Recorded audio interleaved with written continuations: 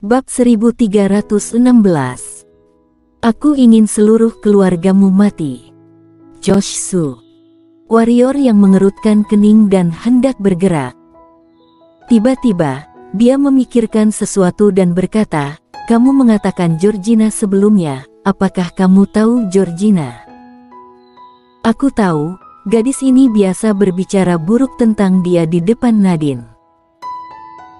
Memikirkan Nadine, ekspresi warrior yang tiba-tiba menjadi sangat lembut.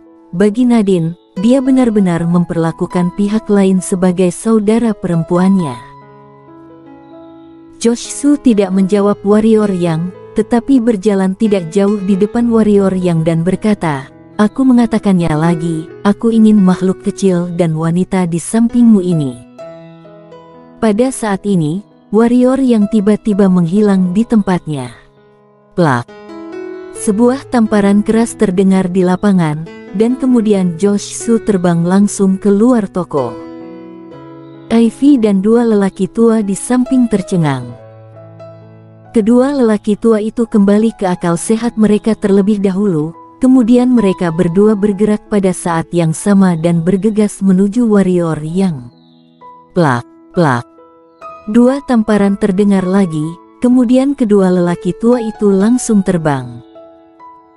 Di samping, mata Ivy terbuka lebar, dan mulutnya cukup lebar untuk meletakkan sebutir telur.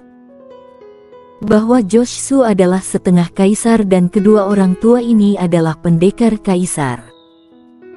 Kedua pendekar kaisar dibuat terbang seperti ini. Di bahu warrior yang, Shiro berkedip, lalu mencium warrior yang, membenamkan kepalanya ke dalam buah. Warrior yang mengabaikan Josh Su dan kedua lelaki tua itu, tetapi menatap Ivy, yang masih shock, dan berkata, "Biaya keamanan yang dia sebutkan sebelumnya, apakah Liga Pedang memintanya?" Mendengar pertanyaan warrior yang, Ivy tiba-tiba sadar kembali, ragu-ragu sejenak, dia menggelengkan kepalanya, dan berkata, "Tidak." Warrior yang mengerutkan kening dan berkata, "Itu tidak dikumpulkan oleh Liga Pedang, jadi mengapa kamu memberikannya padanya?" Ivy melirik warrior yang dan berkata dengan lembut, "Ini adalah biaya keamanan, jika aku tidak membayarnya, aku tidak akan dapat membuka toko ini. Bukan hanya aku, tetapi toko-toko di jalan kami semua membayarnya." Warrior yang sedikit merenung, lalu berkata, "Mengapa kamu tidak pergi ke Liga Pedang untuk melapor? Kami akan mati," bisik Ivy. Mata warrior yang sedikit menyipit. Pada saat ini, Ivy berkata lagi, "Kamu pergi. Kamu, meskipun kamu sangat kuat, kamu tidak bisa melawannya di sini. Dia sangat hebat di sini." Tanya Valet tiba-tiba. Ivy mengangguk dan berkata, "Ada toko yang tidak memberikan batu kecubung, lalu seluruh keluarga pemilik toko itu menghilang dalam semalam. Apakah tim penegak hukum Liga Pedang peduli?" Tanya warrior yang. Ivy ragu-ragu sejenak, lalu berkata, "Tim penegak hukum jalan ini bersamanya, dia sepertinya satu kelompok." "Bagaimana dengan tim penegak hukum di tempat lain?" Tanya Valet. Ivy berkata, "Di tempat lain, tidak berani peduli padanya sama sekali. Aku pernah melihatnya sebelumnya, beberapa kapten tim penegak hukum Liga Pedang sangat menghormatinya. Aku mendengar bahwa dia adalah orang-orang di puncak Liga Pedang." Mendengar ini, wajah warrior yang langsung tenggelam. Valet melirik warrior yang dan berhenti bicara. Orang-orang di dalam cepat keluar. Pada saat ini, suara Josh Su tiba-tiba terdengar di luar pintu.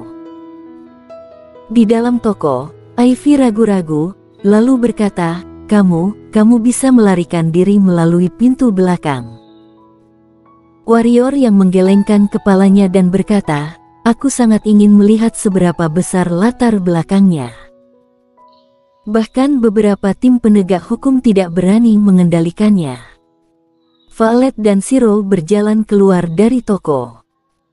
Pada saat ini, banyak orang telah berkumpul di luar toko. Ketika warrior Yang, Valet dan Shiro meninggalkan toko, mata semua orang tertuju pada warrior Yang dan Valet. Mata Valet dipenuhi dengan rasa ingin tahu dan sedikit rasa kasihan. Orang ini mungkin dari luar, cek-cek, benar-benar bodoh dan tak kenal takut, bahkan berani memprovokasi Tuan Su, benar-benar membosankan dan bengkok. Aku tidak berpikir bahwa melihat pihak lain begitu tenang, seharusnya tidak ada rasa takut. Apapun yang tak kenal takut, aku pikir itu tak kenal takut dari yang bodoh. Di benua penjara, siapa yang berani memprovokasi Liga Pedang? Menyinggung Tuan Su di kota ini sama dengan menyinggung Liga Pedang. Dia hebat, tapi bisakah dia lebih baik dari Liga Pedang? Lihat betapa menyedihkannya dia nanti. Ya, aku mendengar bahwa paman dan kakeknya adalah pemimpin Liga Pedang tingkat tinggi. Mereka termasuk jenis yang sangat kuat. Orang ini mengalahkan Tuan Su, dan paman serta kakek Tuan Su pasti tidak akan melepaskannya. Ya. Hehe, sebenarnya aku pikir ini pertarungan yang bagus. Aku sudah lama ingin melawan Tuan Su ini, tapi sayangnya aku tidak punya nyali.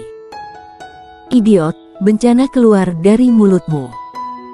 Jika Tuan Su mendengar kata-katamu, seluruh keluargamu akan hilang di kota kiamat. Banyak orang di lapangan sedang berbicara.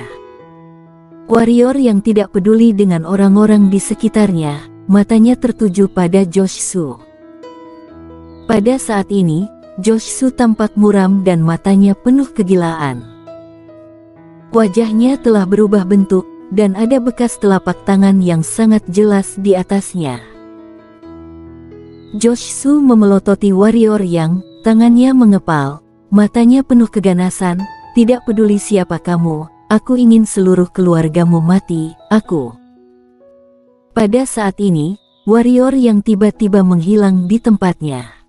Plak. Sebuah tamparan keras terdengar di lapangan lagi, kemudian di mata semua orang, Josh Su terbang langsung ratusan meter jauhnya, dan akhirnya jatuh dengan keras ke tanah. Wow!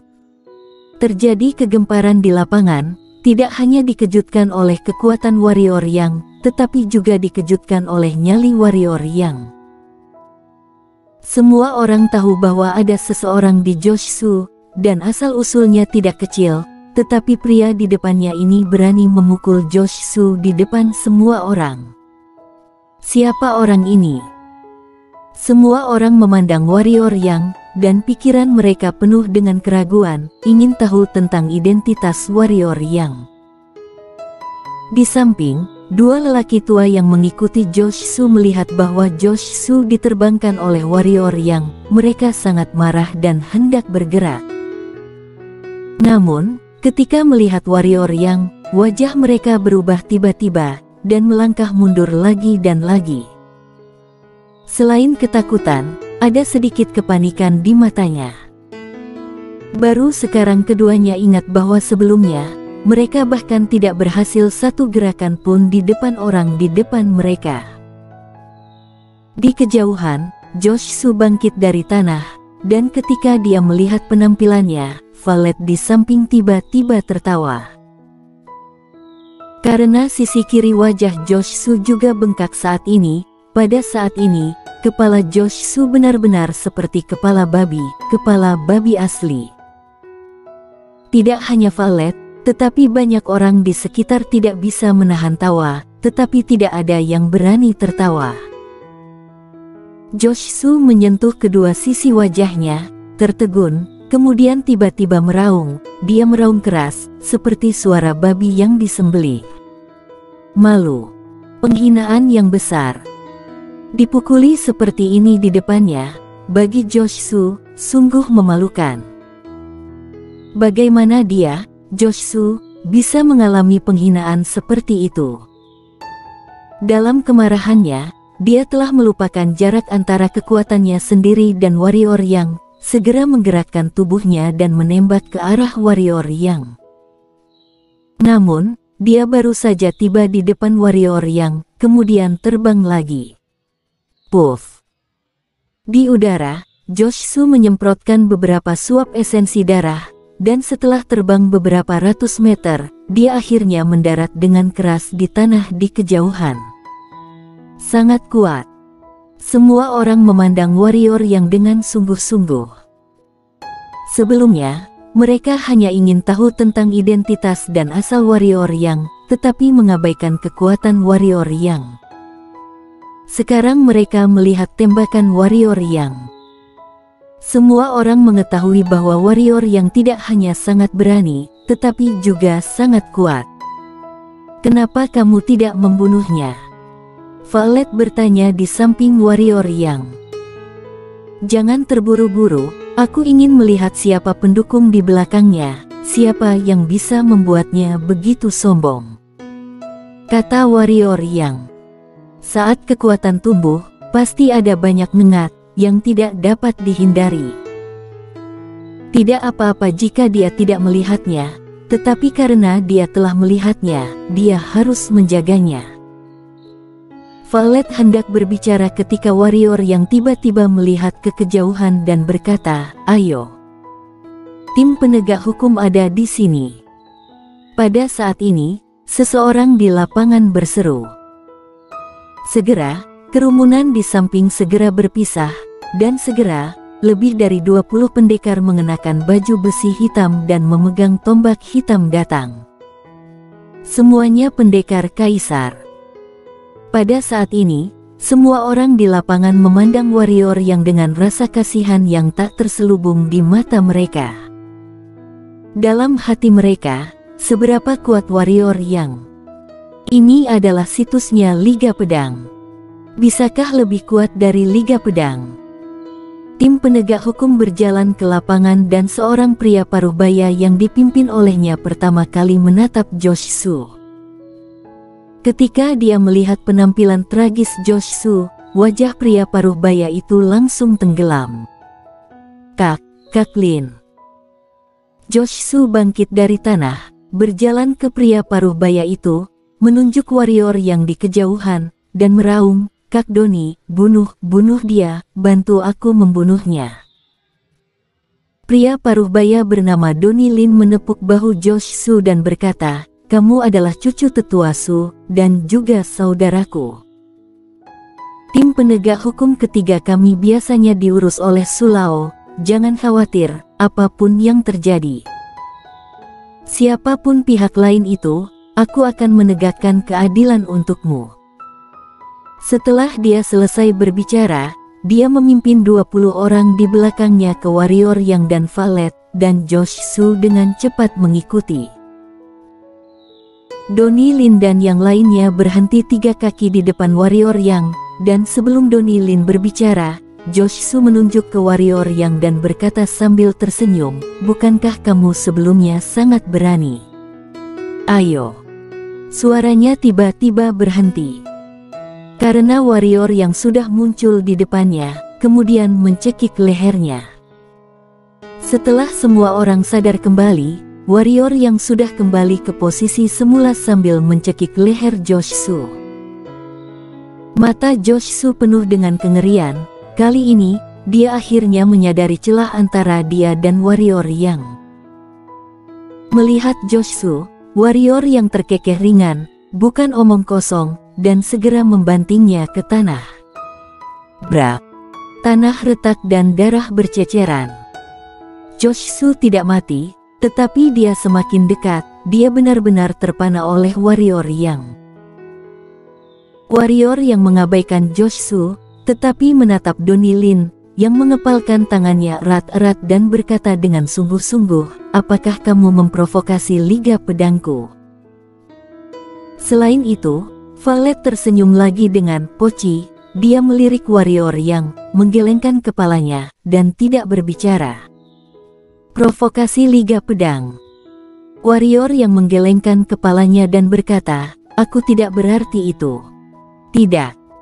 Ekspresi Donnie Lin menjadi mengerikan, dan dia berkata, "Aku pikir kamu memilikinya." Sambil mengatakan itu, Dia melambaikan tangan kanannya dan berkata, "Semua orang mematuhi perintah. Orang ini memukuli orang di depan umum, mengabaikan aturan kota kiamat, bahkan memprovokasi Liga Pedang. Menurut hukum, harus dieksekusi dan dibunuh." Suara itu jatuh. Lebih dari 20 anggota tim penegak hukum, termasuk Donnie Lin, semuanya bergegas menuju warrior yang bersambung.